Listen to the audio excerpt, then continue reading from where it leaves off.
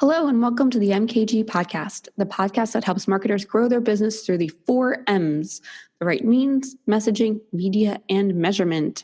I'm your host, Carrie Gard, and to help me introduce today's guest, I have our strategist and social guru, Christina Kay. Christina, thank you for joining me.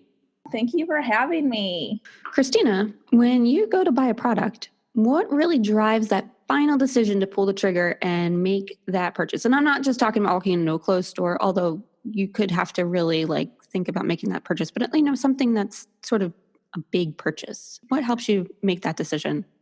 For me, it's definitely about how it fits into my life and then the loyalty I have to those brands.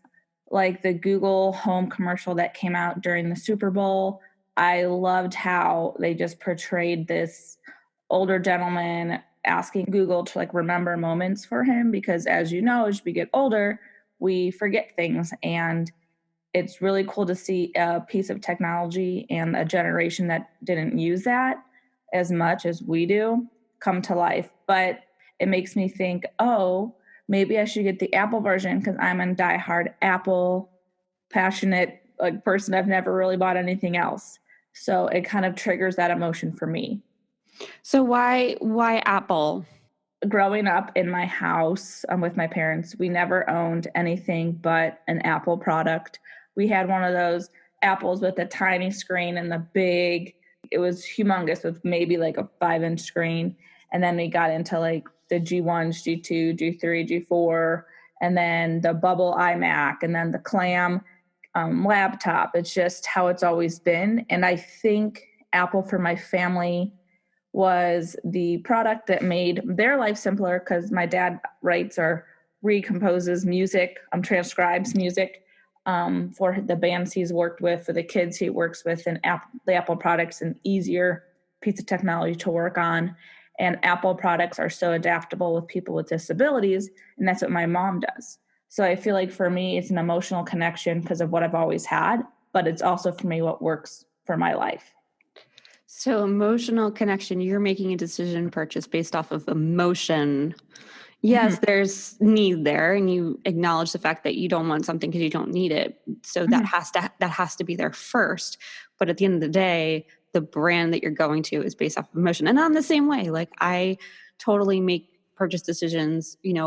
I'm a see it like it buy it kind of person. When I walk into a clothing store, like I mentioned, I generally walk in and try some things on, and then if I put it on and love it, I walk out of the store with it. And if I don't, then I put it back on the rack and walk away. It's not a big deal.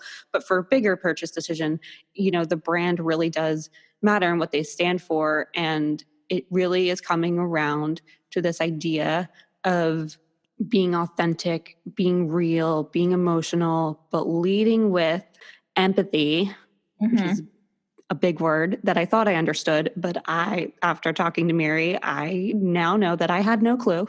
And she set the record straight, which I am grateful for. So Miri Rodriguez is the head of Global Internship Program at Microsoft. She had just published her first book. Yay, Miri! It's called Brand Storytelling: Put Your Customer at the Heart of Your Brand. And Miri and I actually talk in person about how to do just that and leading with empathy. And as Christina and I both just described, that leading with empathy and putting the customer at the heart of the brand really drives those purchase decisions. And we're going to see how in further understanding what empathy really means and how to put customers at the center. So let's take a listen.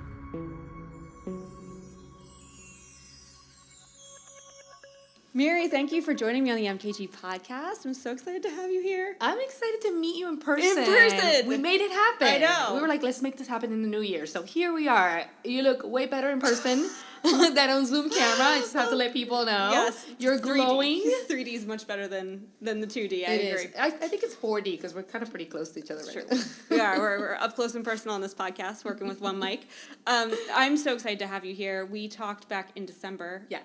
That feels like a century ago. It really does. Everything has happened in 1 month. It's insane. It really has. You've been literally all over the world. I know. And usually don't travel in December, but this one I couldn't pass up. It was Prague and Paris in December. Well, you don't say no to that. No, you do not.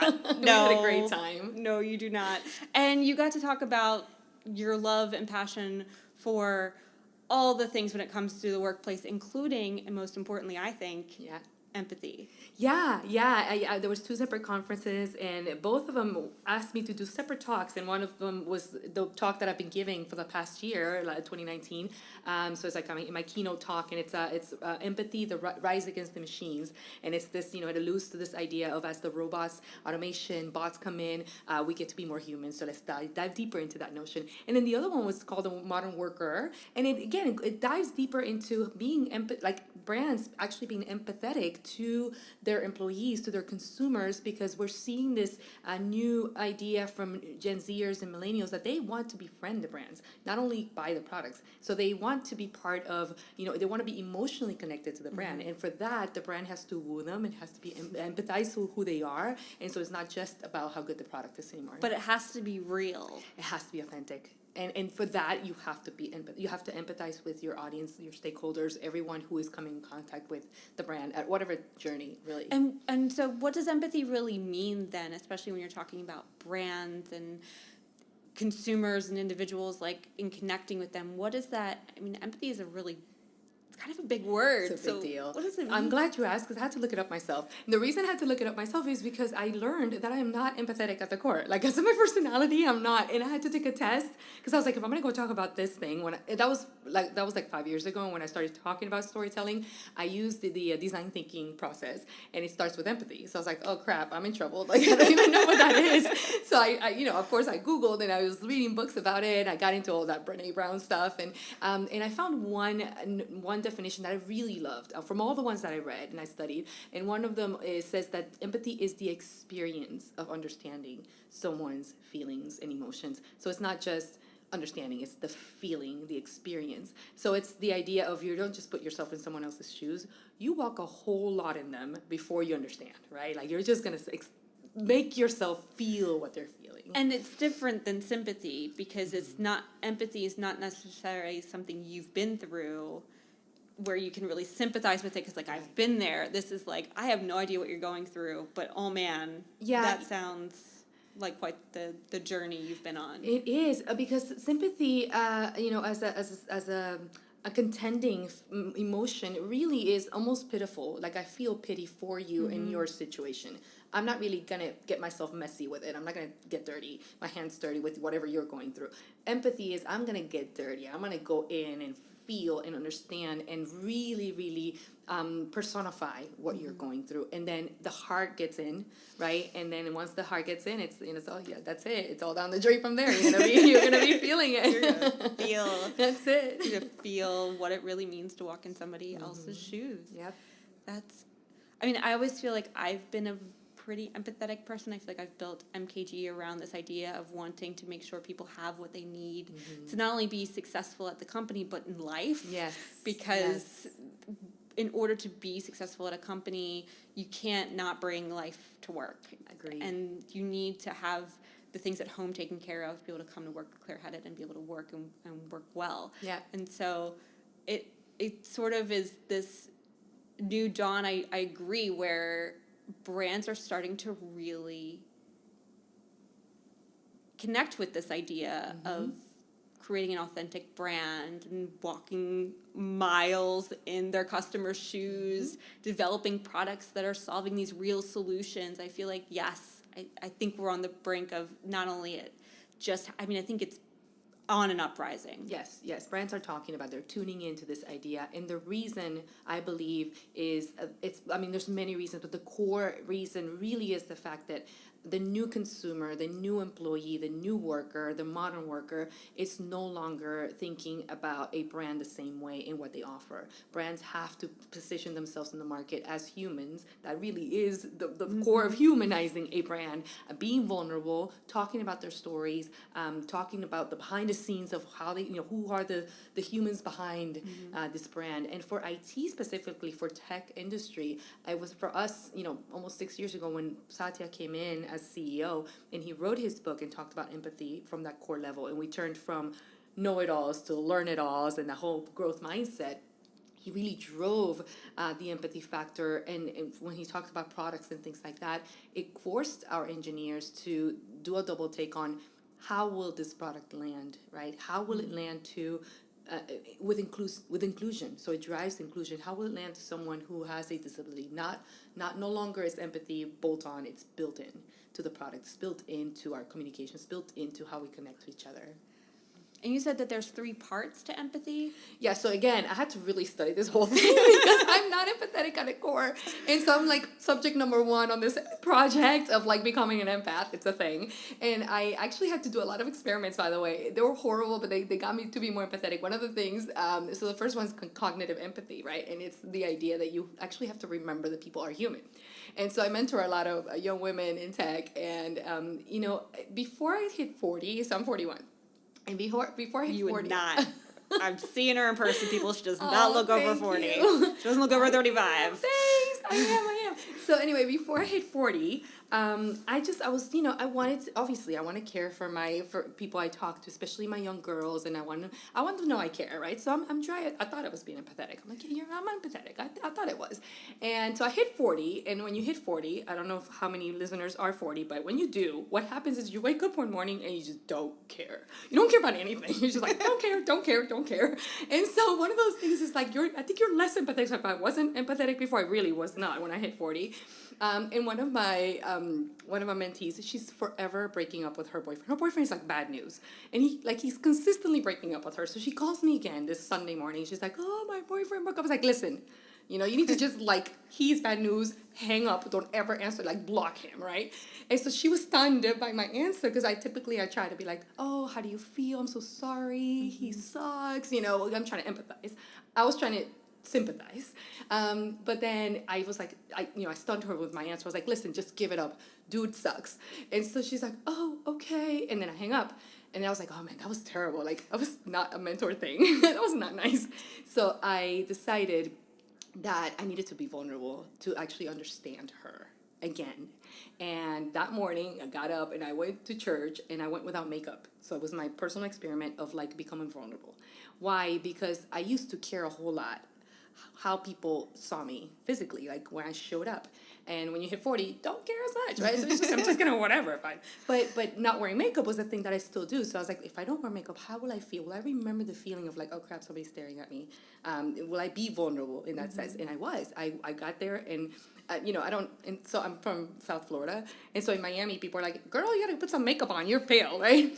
Over here in Seattle, I find that people are more passive aggressive.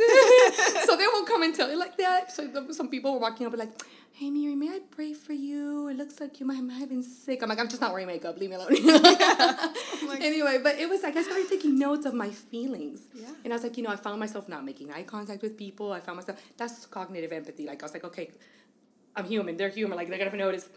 And so I became more empathetic to thinking, wow, when I was her age, I cared much more. The level of caring was higher in that space. Mm-hmm. That is empathy. It's literally putting myself in that space.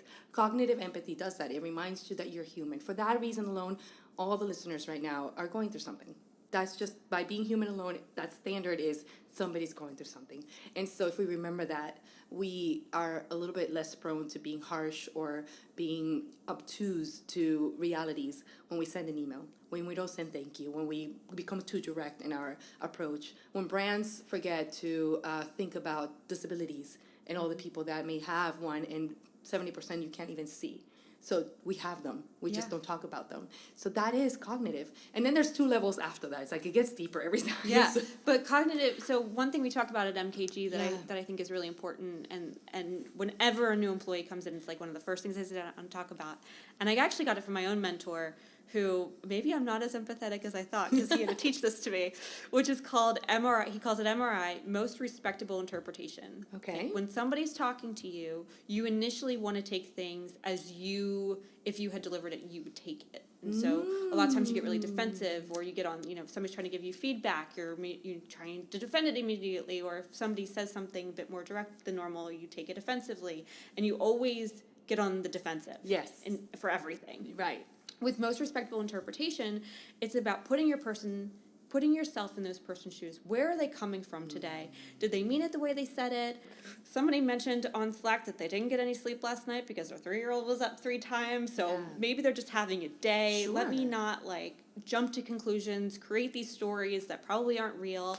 And if you are really that upset about it, then let's talk about it. Like, let's have a conversation and figure out, like, what the root cause and make sure that we're cool at the end of the day so that we can have a good working relationship. I love that. And I feel like that is just it was such a game changer for me of like, they're not out to get me. Yeah. A reminder, just a simple reminder to stop and think. It's not about me the entire time. It's not about me. And we're all human. Yeah. And yes. So I think that's so powerful. And then, so in talking about the next level, because I think I really love this. I think it's all sort of 360. Yeah. And so the next level is emotional empathy. It's actually talking about, so the first one, the best way I explain it is like you have to be able to explain things to like a 5-year-old, right? If you can't, then you don't know the concept. Yep. So I would say the way I would explain cognitive empathy is a reminder to stop and remember you are human. So the emotional empathy is now reversing that. It's saying I am human. What does that mean? I make myself vulnerable. I share my emotions. I share my humanity. As a leader in our spaces at Microsoft, I've learned with our own teams, I open a meeting with my team, I have my directs, and we do a check-in. Before we start anything, we do a check-in. 3 questions I ask my team. How are you feeling? What's distracting you? How can I help you today? And a lot of times, like, I'm like, oh crap, they're going to sit there and talk the whole day. We're not going to get to do it. And I'm going to cheer. I'm like, check box. We need to get stuff done. So I really have to work on this. But, it has really changed the way I lead and the way we connect as a team. Because a lot of times, stuff that exactly what you're saying, our perception of things are landing differently. We're all consuming content differently. And I always talk to brands and say, if you were listening to this, if you were, let's say, looking at a photo, I'm looking at the photos of your beautiful children right in front of me, I'm consuming that content differently than you are because you're the mom, right? So you look at those photos and your feelings are way different than mine, but it's the same content. Mm-hmm. So it's the premise of, let's not assume that people, once I land something, I'm being cognitive with it, I'm considering humanity, but doesn't really land the same way. And so emotional empathy gets a little uncomfortable. It's you coming out and saying, I am human, and what does that mean? Because I'm human, I have things going on in the back of my head. I have stressors, I have distractors, I have all these things, and it's okay to share them with other people. So they remember that I'm human as well. So I love this show, Madam Secretary. Have you seen it? No, I barely watch TV, by the way, but so tell me. Okay, so there's this show, Madam Secretary. I've been binging it on Netflix. Okay. If you've seen Scandal, listeners, it's kind of like Scandal but not as dark, but it's basically gladiator in suits. I love it. I'm obsessed with it right now. But it's about... so Scandal's a gladiators No, Scandal talks about how they're gladiators in suits. It's a quote from the show. Oh, okay. So I'm just, Okay. So I really love this show because it does feel... like just very powerful from like this woman who leads it, and she's just awesome, and I love the actress. But there was one episode I literally watched just last night, and the vice president in the show, because it's about our government, and so the vice president sort of pulled this back of the behind the scenes sort of moves that did not land well. Okay. And the secretary was basically like, the only way to come out of this is for you to get up on stage and to tell your story and to be vulnerable in the moment of how this thing impacted you. And like, the secretary is a woman, and so I'm sorry, the vice president is also a woman. Oh, so they're both women. Okay. And so for women especially, they talk about this, for women especially to be vulnerable in the workplace, especially on that magnitude of power, like how hard that is. Yeah. And so this idea of being vulnerable, especially in the workplace, especially as a woman, because we do get called out on our emotions. We do. How do you help people sort of get through that? Yeah. So I'm gonna check out that show, by the way. I don't have time to watch it, but maybe when I'm traveling up, I'll download it on my Netflix. I do download them, and I'm like, oh gosh, I have this list. Anyway, but so 2 things. The first one is I want to elevate that question to brands first before we personalize them. So when you think about the brands, I did a research for a long time on humanizing the brand and the social activism the brands are taking today, the stances, and why. And so a lot came out of that. But one of the things that I learned that was very eye-opening for me was the idea that the same attributes that we're using to humanize, quote unquote, the brand are the female attributes, are the attributes of emotion. It is okay to be emotional. And by the way, it's not just okay, let's go be emotional. It's the idea of nurture. It's the idea of let's communicate more. In fact, one of the things that I learned, there was a study done by Deloitte in 2018. The 2019 has not come out yet, but in this study, CIOs for IT, when they're actually hiring people for as employees, as like seats, as techies, engineers, and devs, they're looking. The top three attributes are not coding expertise. They are actually emotional intelligence. They are thinking about vulnerability. They're thinking about soft skills, and as empathy is a soft skill. So these are things now that we're talking about, which happen to be usually historically have been tied down to women and their attributes. So I want to say, from a brand perspective, we're not just humanizing them; we're womanizing the brand. We're making them a lot more women than we are. Those harsh, stances of, think about Microsoft, the big tech giant, monopolizing the world. No, we went from know-it-alls. We're learning it all. It's a journey. We're driving the EQ and the growth mindset and all that stuff. So that's a cool thing that I'm watching happen. It's really interesting. From a personal standpoint, it is hard. A lot of people, and I talk about this in my book. I have a whole chapter on vulnerability, and I do quote Brené Brown, where she says, vulnerability is so powerful, and we recognize it as such. But when I see it in someone else, I see them as empowering. When I see it in me, it's a weakness. And that's the irony, right? Like the juxtaposition of it. But when you actually exercise it, and it is a soft skill that can be exercised, when you begin to delve deeper into this personally, it is so empowering. I took the chance to, at the end of the year, to actually put a post on LinkedIn. And it took me a little while to really post it. Like I sat there, I was like, I don't know if I'm going to hit post. I did, it was very personal. Yeah, it was very personal. And I had to get permission from my family to post it. But it was my own liberation of saying, if I talk about this, if I need to do it more and more. And I believe, I am pretty open on social media about my life and everything. But this was a very core stuff that I shared. And it was very vulnerable. And it took me a while. But just as I predicted, and I had predicted in the book, when the emotional response you get from people, I mean, I can't even begin to tell you what you see there. So the post went viral, but beyond that, behind the scenes of that, the inbox messages that I got from hundreds, not dozens, hundreds of people in the next 7 days, it was overwhelming. And it tells us, it reminds us, right? When I say I am human, I am making myself, I'm opening my heart, removing diversity, removing background, removing titles, removing education level. We're just human, right? And that's the next piece. And that story does not get any more human than what it was. It was so profound and just, wow. Yeah. If you are not connected to Miri, you should go do that right now and check out this piece she wrote. It is beautiful and does remind us that we all, it's like what you're saying, we all come from a place of different hardships, and you never know. You never know.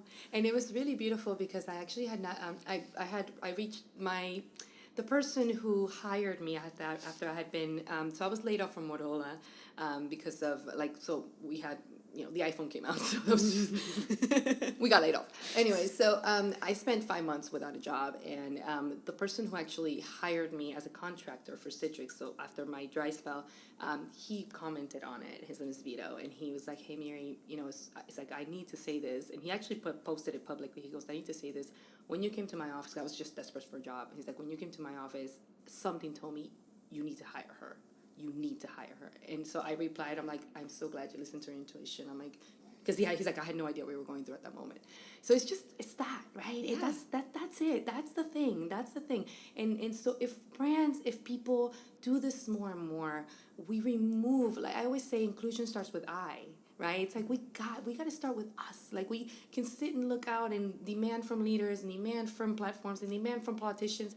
Listen, the system is the system. We get to be the system, and we get to change it from the inside out. So that is the premise of the last piece of it, is you get to be compassionate in your empathy. So that's the last one. It's compassionate empathy, and that's action-driven. So it's no longer, cognitive is you're human.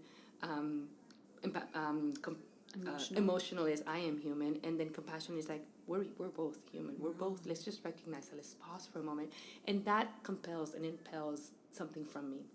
So if I'm walking in your shoes, and I do cognitive, I'm like, oh wow, these shoes might be tight. Okay. If I get emotional by it, I'm like, wow, these shoes might be tight, and if you walk on them for a long time, I may get some blisters. And then emotional is like, man, these shoes are really tight. Let me go buy you new ones. Right? Yeah. Let me exchange these for you. You grew out of them.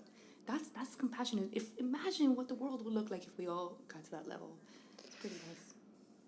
Sounds like a beautiful world that I would like to live in. So how have you, obviously through talking about it, getting your story out there, your own personal story at that, but in terms of the brand, in terms of what you've done at Microsoft, how have you brought this to these brands? Yeah. So at Microsoft, so I was given the task to tell stories. I was in core services engineering, telling stories in 2 functional areas of the company, and we have 6. And so I was given AI and data and security. So really 3, but AI and data are kind of together in a functional area. And with that, it was basically talking about our digital transformation journey from the inside out. And that was a daunting task. I had no idea where to start. That's why I started the whole empathy thing, because it was like, I used the design thinking approach to tell my stories because I had no idea what I was doing. And so the idea was to start talking about the engineers who were going through this. It occurred to me and to us at Microsoft that as we were moving through the digital transformation journey, the engineers were having their own personal transformation journeys. So what were they? Right? The human stories behind the technology. So we did some tests. We learned that our audience are devs and IT pros. They consume really very technical content, white papers and case studies, because they want to know how we're doing it at Microsoft, what technologies we're using to drive digital transformation so they can use the same. But beyond that, we discovered that they also liked reading blogs. So one of the things that we started with being empathetic was what type of content they like to consume. So one of the things as a brand, don't just assume that a video is going to work, or a photo is going to work, or a blog is going to work. Find out really what the type of content that they want, so that it's easier when you land the stories.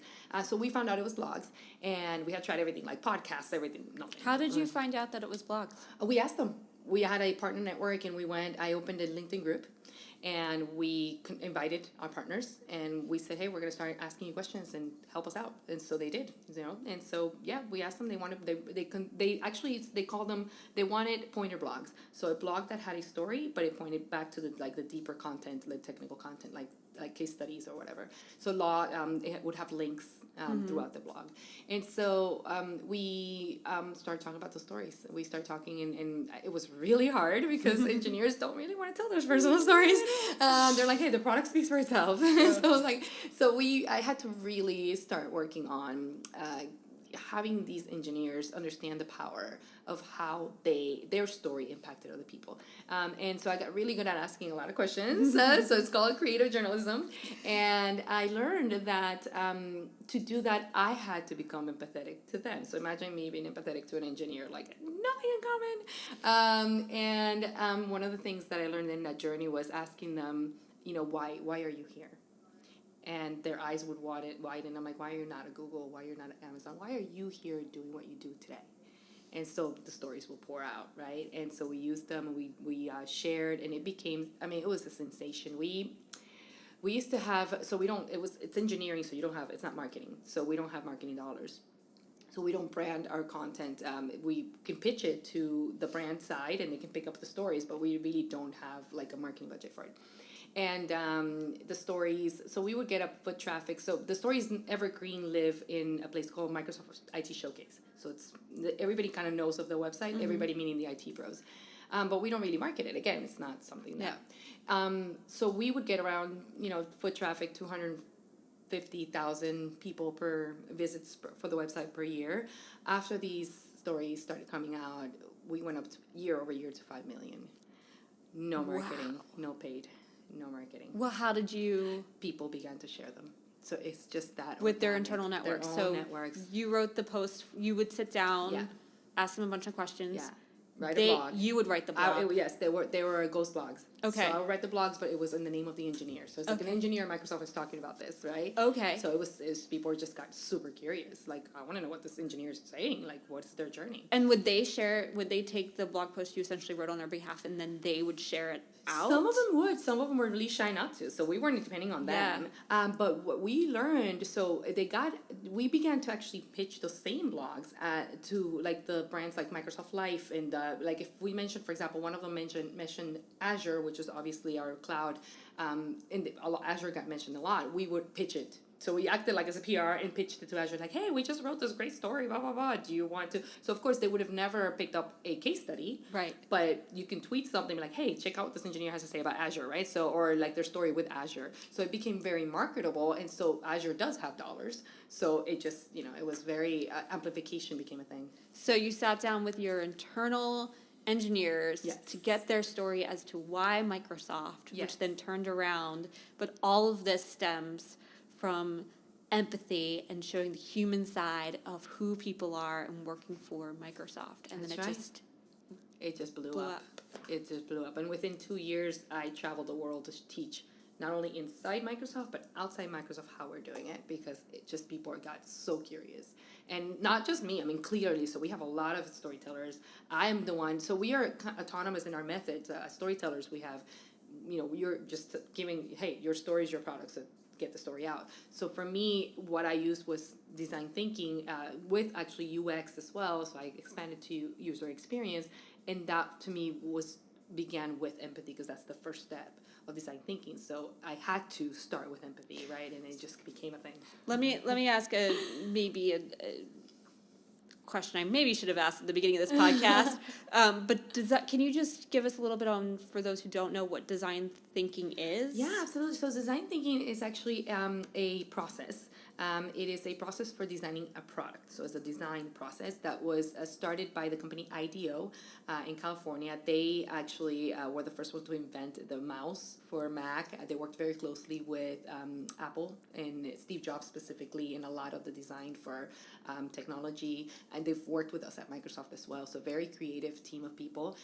And they created this 5-step process. And the step is to design anything, you start with empathy. Then you define, so you define stakeholders, you define what you want to do, you basically give the product a mission, what is this product going to do. Then you ideate, which is a lot of brainstorming, a lot of inspiration, you can spend a lot of time there and ideate. Then you prototype, and so you're going to have different concepts. And finally you test it in the market. So it's the idea of prototyping products. It's a low cost, low effort type of process. So I was at the time that I came in to do the storytelling, I was taking my master's and was taking the design thinking course, and I was like, so you have to do a project for you to be certified in design thinking. And I called my professor and I was like, hey, can I prototype stories? Like, I don't even know what I'm doing. So he's like, you can prototype whatever you want. So I was like, okay. So I was able to match each step. So ideally my product is the stories and they're prototypes. So they're not big productions. They're blogs. We're going to try them out. Like, we try different things, right? So the beauty about that is that you start with your audience. What emotions do I want to evoke from my audience first? And that's a critical question. And I think for brands and I think for people, it's really important. Imagine if every time you went to meet someone, just like today, I was like, hey, what emotion do I want to seek from Carrie? What do I want her to walk away with, right? And it's the notion from Maya Angelou, people will forget everything except how they felt, how you made them feel. So from a brand, how you make people feel, from a personal standpoint, how you make people feel, and you win, right? You will win. You do. It is connecting with people on that human level that makes your experience with them so much more memorable. Absolutely. And how they remember brands. And then we know, as marketers, as communicators, we know very well that people the purchase decisions are not driven logically; they're driven emotionally. So, there's that aspect of they're gonna buy, they're gonna connect, and they're gonna buy. So ultimately, it just all works. It does. Well, Miri, thank you so much for joining me and telling your story and bringing empathy to the world and to my listeners. I'm so excited to get this out there. Thank you for reaching out. And when we first connected, I was so excited to meet you. I felt like I've known you forever. It's so amazing. And we have Christina K to thank for this introduction. So thank you, Christina. Thank you, Christina. And I look forward to just getting to know you more. Yeah, please. And everyone, please do connect with me. I do take time to respond to every message. So I do that. It's really important for me. So please connect. I'd love to hear from you.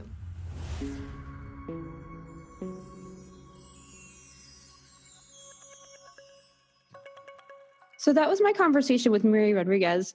So now we have a better understanding of what empathy is, which, just to quickly sum up, it's these three things, right? You are human, I am human, and we are human. Whether we know it or not, we've certainly been vulnerable. And I think we should dig deep and recognize those moments, Christina, and actually share a vulnerable moment that we've had with the world. We're going to take a page out of Miri's book here. Do you want me to go first? Yeah, you lead. You go. Awesome. Perfect. Okay. So my whole life, my family has always called me like the Florida girl or sunshine girl because I love hot weather and sun and beaches and everything that comes along with that. So I moved to Florida and I loved it. I was there for almost 5 years, I think, 4.5, 5 years. And my happiness level was crazy there. I loved it. I thought nothing would be better. And in 2017, my mom had brain surgery, and it was really hard for me to be away from my family because my family we're like very close. It's really awesome how close we are. And I had this struggle with, should I be closer to home? Should I stay in Florida? Like, things will get better. Like, how's it gonna go? Things like that. And I kind of took that leap of faith in a way, or even just pushing away my own happiness and taking off that makeup or that mask of Florida girl, I guess you could say, and coming home to be closer to my family because my parents aren't getting any younger and I love spending time with them. So when I did that, I didn't think that Cleveland would bring me the happiness that Florida did, but it ended up becoming a place that is my happy place because Cleveland's on the rise. There's so many really cool things to do, from the arts to the sports, even though we're not the best. I mean, we know that, but it's okay. It's really fun to like be in that team environment, to loving them for who they are, I guess you could say. But really, when I dive deep and think about that, I wouldn't be at MKG without me moving to Cleveland, because I would have not met the team at MKG through a previous job. So for me, it's kind of eye-opening and realizing sometimes you have to brush off your own, like maybe ego, or brush off your own like wants to really help someone or help your family. And with that comes happiness. And that is what Cleveland and MKG and my family have brought me. Well, we are so happy to have you, and that the stars aligned in this ability to bring you on, and it's been awesome. My story is a bit different. I really wanted to move to New York right out of college. I went to Drexel University. Shout out to the Dragons in Philly, and I grew up in Philly my whole life, and I was really, no offense to my Philly people, I love you, but I was really ready to move on, essentially, from Philly, and I really wanted to move to New York. It was the dream. I went to school for photography. I wanted to go be a photographer and a fashion photographer, and I had all these hopes and dreams. And I called my uncle and I said, I want to move to New York, and you work in New York, and tell me more. And he said, I can't get you a job in photography, but I can get you a job in media planning. And I was like, sign me up. He's like, you don't know what it is. I'm like, I don't care. Sign me up. I'll go to New York. And so I had my first interview in New York City at Universal McCann, a huge ad agency. And I walked in to who ended up being my boss at the time. And he looked at me and he goes, do you even know what media planning is? And it was like this moment of, I got to be really honest here, and I can't fake this. And, the internet was, it was a thing, and Googling was somewhat of a thing, but the research and being a researcher wasn't quite a thing yet. And so I hadn't done really any research around this thing. And I walked into this meeting pretty unprepared and looked at my manager and said, nope, I don't know. Tell me all about it. Tell me what media planning is. And he simplified it, and he explained it to me, and he saw me as this person right out of college who was on the brink of moving to New York for the first time, and really saw me as a human in that moment, which I am so thankful for, because it was one of the best jobs I ever had, and emulate it to this day in building my own agency. I had to, be really vulnerable and honest in that moment. And I got really lucky in working with somebody who saw that moment not as a tick against me, essentially, but as like, no, it's cool. Like, we're going to talk about it and figure this thing out, and no worries. Like, it was a really hard moment to acknowledge that I didn't know something, and I was walking in very unprepared, which is also very unlike me. But it's, especially for your first job, man, it's hard to be human and try and not, be that perfect person and create that aura of I know it all. Exactly. And it's so true, because if you would have like lied, then you probably would have been in like a worse pickle. Oh, So like, I feel like, but sometimes people do that because they, in their head, they make up like these, not stories, but scenarios that you're like, well, what if I just said yes, I could get the job, but really being your authentic self and like telling your story. Because what if your background and like your love for photography and things like that was something else they were looking for, but you didn't know that. If you were to be honest, it would have been better, so that's so good that you were. And it was a great experience. I hold that first job near and dear to my heart. It was actually really cool. I've been able to reconnect with those members of my team from so long ago recently, which has really been really fun. But they definitely taught me about, even in that very first moment, of what it means to be human and at work. And I'm very appreciative of that. And I loved your story, Christina. Thank you so much for sharing it with us and being vulnerable here on your life at home and bringing that to work. I really appreciate your open and honesty. And we, again, so happy to have you. If you want to learn more about Miri Rodriguez and empathy and how to be an empath, you should connect with her on LinkedIn. She is incredibly active on LinkedIn. I can attest, as one of her followers and somebody who engages with her regularly. She'll also respond to you regardless. She just loves to connect with people, and you should definitely reach out and let her know that you're going to buy her book, because you should. I know I am. I'm very excited to read it.